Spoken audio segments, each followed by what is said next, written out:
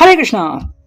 तो जानते हैं आज आपकी उनकी दिल की बातें। ठीक है, हम करने वाले हैं रीडिंग। हमने लिए हैं 3 ऑब्जेक्ट्स। ये है लव मैसेजेस, ये है टैरो, ये है ओरेकल। ठीक है, शुरुआत करते हैं सबसे पहले ग्रैटिट्यूड सेंड करके यूनिवर्स को कि भाई धन्यवाद, शुक्रिया एंड यस, ऐसे ही हमारे ऊपर ध्यान बनाए रखना। ठीक है, तो चलो हम करते हैं रीडिंग की शुरुआत। जो कार्ड जो सिचुएशन आपसे कनेक्ट करती है आप उसे ले लीजिए। ठीक है, फिलहाल हम चुनते हैं 5 कार्ड्स, देखते हैं हमें क्या रीडिंग मिलती है। चलो, ये आ गया पहला कार्ड, ये आ गया दूसरा कार्ड, ये आ गया तीसरा, चौथा और 5वां कार्ड। तो हमें 5 कार्ड मिल चुके हैं। तो क्या है वो कार्ड, देखते हैं। चलो, सभी कार्ड स्ट्रेट है। सबसे पहला कार्ड जो हमें यहाँ पे मिला है वो है ace of swords, air sign, Gemini, Libra, Aquarius, मिथुन, तुला, कुंभ राशि। ठीक है, थिंकिंग कम्युनिकेशन के लिए है ये, और ये है रियलाइजेशन, मतलब ये इस पर्सन को अभी कुछ चीज़ें समझ में आ रही है। ठीक है, आई थिंक ये वक्त ऐसा है जब हम ज़्यादातर सोचते हैं या फिर चिंतन करते हैं, मनन करते हैं, मंथन करते हैं कि भाई दिन भर क्या हुआ, या फिर पिछले हफ्ते से लेके अब तक क्या हो रहा है, क्या मैं कहीं पे गलत हूँ, क्या मैंने किसी के साथ कुछ सही बर्ताव किया, गलत बर्ताव किया, किस व्यक्ति ने मुझे हर्ट किया, किस व्यक्ति को मैंने हर्ट किया, किस सिचुएशन में मैं ये कर सकता था, मैं वो कर सकता था। तो आई थिंक यहाँ पे इस पर्सन को ये जब सोच चल रही है उसकी, तो कुछ चीज़ें हैं जिसके इस पर्सन को अभी तुरंत इसकी अंडरस्टैंडिंग हो रही है कि भाई क्या है असलियत। कई बार क्या होता है ना कि हम बस किसी के बहकाव में आके, या फिर क्योंकि हमारा ईगो हर्ट हो रहा है, हमारा अहंकार हर्ट हो रहा है, तो उसी बात को सच मान लेते हैं एंड फिर दूसरे व्यक्ति को सुना देते हैं, उसको हम चौपट कर देते हैं, या फिर उसकी बात को हम नज़रअंदाज कर देते हैं। असल में कई बार ये गलत साबित होता है, और वही बात यहाँ पे भी शायद आ रही है कि इस पर्सन ने जो आपके साथ बिहेव किया है, या फिर जो इसका बर्ताव रहा है, चाहे वो आज दिन भर का हो, या फिर हफ्ते भर का हो, महीने भर का हो, अब ये डिपेंड करता है कि आपका रिश्ता अभी फ़िलहाल कैसे है। अगर आप हर रोज़ बातें करते हैं तो डेफिनेटली ये सोच रहे कि भाई आज दिन भर मैंने क्या किया। अगर आपका जो बातों का सिलसिला है वो थोड़ा सा धीमा पड़ गया है, थम सा गया है, तो इनकी जो सोच है वो कुछ महीनों को लेके भी आगे चल सकती है। दूसरा कार्ड जो हमें यहाँ पे दिख रहा है वो है नंबर 7, न्यूमेरिकल 7, 7 नंबर, मास्टर, यानी कि सुपरफिशियलिटीज। ठीक है, देखो कहीं ना कहीं इस पर्सन को लग रहा है कि भाई इस रिश्ते में आप दोनों ही ना सुपेरियर हो सकते हो, या फिर हो अपनी अपनी जगह पे। जैसे कि शायद आप जो है वो अच्छी तरीके से या तो खर्च करते हो, और ये व्यक्ति जो है वो बिल्कुल भी नहीं सोचता खर्च करने से पहले, लेकिन शायद ये व्यक्ति बातों को अच्छी तरह से रखता है, और अगर आपको गुस्सा भी आ गया तो वो शांत करता है। तो एक तरफ तो ये इस हालत में आपको सही दिखते हैं, एक तरफ आपका पकड़ा भारी होता है। तो इस रिश्ते में अगर हम देखते हैं तो आप यहाँ पे सही हैं, ये यहाँ पे सही है, तो कोई गलत है ऐसा नहीं है। लेकिन कई दफ़ा क्या होता है ना कि जो प्रेशर हमारे ऊपर बनता है, या फिर अगर किसी के अहंकार को चोट पहुंची, मान लो आपने कुछ कहा, सही कहा, लेकिन इस पर्सन के अहंकार को चोट पहुंची, तो फिर ये अगर दिल पे ले रहा है तो डेफिनेटली इसकी सज़ा तो दोनों को ही भुगतनी पड़ेगी। और फिलहाल हमें ये पॉइंट यहाँ पे दिख रहा है। नेक्स्ट कार्ड मिला है अगेन एयर साइन। ठीक है, मिथुन, तुला, कुंभ राशि, 9 ऑफ सॉर्ड्स, यानी कि चिंता। अब ये पर्सन इसके ऊपर चिंता जाहिर कर रहे हैं। अब चिंता क्यों? जैसे कि हमने एक कार्ड देखा कि भाई आप अपनी जगह पे सही हैं, ये अपनी जगह पे सही है। सही होने का मतलब ये नहीं होता कि दूसरा व्यक्ति भी गलत है।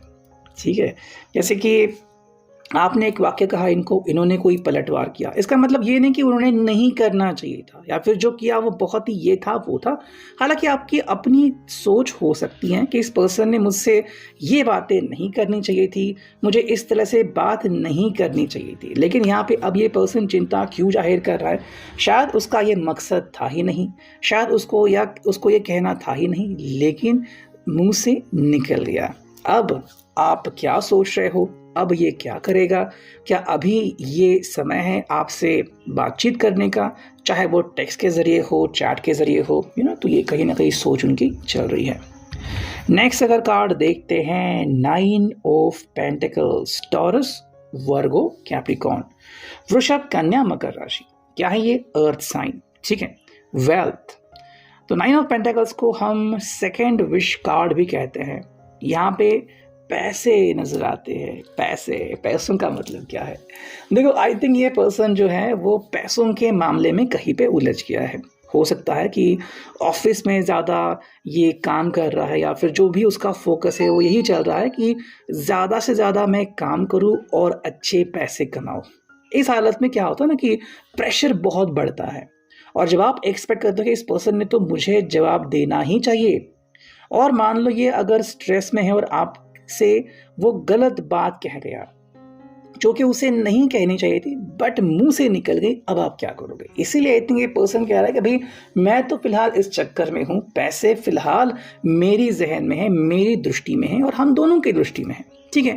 आप भी कोशिश कर रहे हो, शायद ये भी कोशिश कर रहा है, बट कई बार जब प्यार बीच में आता है या फिर प्यार के बीच पैसा आता है तो फिर इंसान को क्या सही क्या गलत ये नहीं दिखता। साथ में हमें एक और कार्ड मिला है जो कि है 7 ऑफ पेंटिकल्स यानी कि टर्निंग पॉइंट। यस, अभी के लिए शायद इनकी जो सोच है वो अचानक से बदल सकती है या फिर अचानक से इनको रियलाइज़ हो सकता है कि भाई पैसा तो है लेकिन प्यार की जगह पैसा नहीं ले सकता, और ठीक है मैं बहुत मेहनत कर रहा हूँ लेकिन किसी को मैं चोट नहीं पहुँचा सकता या फिर चोट पहुंचाने का मेरा कोई इरादा नहीं था, वो तो गलती से हो गया, ये मेरा मकसद कभी था ही नहीं। तो ऐसे में ये पर्सन जो है वो बिना घुमाए फिराए डायरेक्टली आपके सामने अपने जज्बात स्पष्ट कर सकता है अगर आपने उसको एक मौका दिया तो। देखते इस ओरेकल से हमें क्या सिचुएशन मिलती है। यूनिवर्स से करते हैं ग्रैटिट्यूड सेंड एंड चुनते हैं कुछ कार्ड। चलो ये कार्ड आ गया है जो कि है इनर चाइल्ड। आई थिंक ये व्यक्ति जो है वो अपनी भावनाओं के ऊपर कंट्रोल हासिल नहीं कर चुका है, मतलब आज भी वो वही गलतियां करता है। मान लो जैसे कि बचपन में था, आज भी बिल्कुल वैसा ही है, बस दिखने में आपको दिखता है कि भाई सूट बूट पहना हुआ जेंटलमैन है या फिर एरोगेंट है, लेकिन जो बचपन की सोच थी कि मैं ये हूँ मैं वो हूँ, आज भी बिल्कुल वैसा ही है। तो अपने अतीत को ये व्यक्ति नहीं भूला है, बस उसने अपने दिल में उसे समेट करके रखा हुआ है। ये है कनेक्टेड हार्ट। देखो अभी ये तो मानता है कि आप दोनों के हार्ट्स कनेक्टेड हैं एंड आपके जज्बात ये भली भांति जानता है, और इसको ये भी पता है कि आप भी जानते हो कि ये व्यक्ति ऐसा कुछ करना नहीं चाह रहा था, बस गलती से हो गया, ठीक है। तो चलो साहब, बहुत अच्छी बात है कि इस पर्सन को समझ में आ रहा है कि आपको भी पता है कि ये एक्चुअली में कैसे हैं। विशफुल थिंकिंग, अब जो इनकी सोच है वो इस कदर जा रही है कि वो मतलब पहले सोच रहे हैं फिर बोल रहे हैं। पहले क्या था, अचानक से मुंहफट बन गए, बोल दिया। अब सोच के ऊपर भी दायरा लगा रहा है कि मेरी सोच कैसी होनी चाहिए, क्या मेरी सोच किसी और से प्रभावित होनी चाहिए या फिर जो मैं हूँ और जो मैं आपको पहचानता हूँ उस तरीके से मुझे आपके साथ कम्युनिकेशन करना चाहिए। चलो देखते हैं अभी फिलहाल इस वक्त हमें क्या रीडिंग मिलती है। देखो ये है you respect my decision. I think ये सबसे बड़ी बात है जो इस पर्सन को अच्छी लगती है कि आप इसके डिसीजन को रिस्पेक्ट करते हो, ठीक है, ये एक अच्छी बात है। सेकंड कार्ड है you know how to put me first. आप हमेशा इनको प्रथम स्थान देते हो, इनको पहली बात कहने का मौका देते हो, ठीक है, तो ये एक अच्छी बात है। मतलब यहाँ पे कोऑर्डिनेशन दिखता है कपल के बीच में। How you wrap your arms around me and how that make me feel secure. I think आपके रोमांटिक फीलिंग्स को याद कर रहे हैं। आप दोनों के बीच जो रोमांटिक एक्सचेंजेस होते थे, चाहे वो मोमेंट्स का हो या फिर टेक्स्ट का हो, उसको वो याद कर रहे हैं। एक दो कार्ड और लेते हैं, वो हैं I miss you even you are in the next room. मतलब अगर आप नेक्स्ट रूम में हो या फिर बहुत दूर हो तो भी आपको ये मिस कर रहे हैं, चाहे बताए ना बताए। और फाइनल कार्ड है your nose is the cutest in the world. ये आपको बहुत चाहते हैं, ठीक है, और नाक के ऊपर गुस्सा रहता है तो आपका गुस्सा दोबारा से वो एंजॉय करना चाहते हैं। सो ये थी अभी इस वक्त की रीडिंग।